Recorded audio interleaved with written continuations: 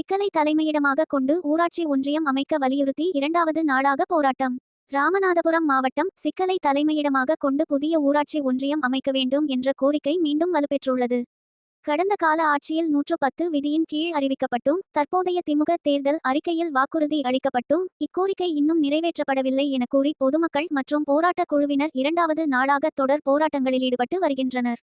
இன்று 2ஆம் நாள் போராட்டத்தின் ஒரு பகுதியாக வள்ளகுளம் கிராமத்தில் குருந்தலிங்கம் தலைமையிலும், பனிவாசல் கிராமத்தில் முன்னாள் ஊராட்சி மன்ற தலைவர் இளங்கோவன் தலைமையிலும், பன்னந்தை ஊராட்சியில் போராட்ட குழு நிர்வாகி ஜெய்கணேஷ் தலைமையிலும், முன்னாள் தலைவர் கோவிந்தராஜ் முன்னிலையிலும் கோரிக்கை ஆர்ப்பாட்டங்கள் நடைபெற்றன.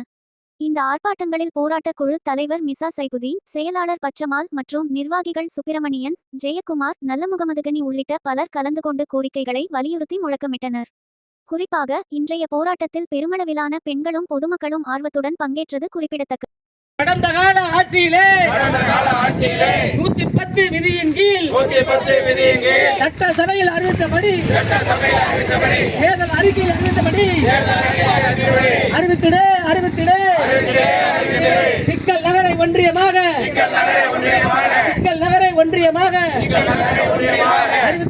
அறிவித்திடு சிக்கல் பகுதி மக்களின்.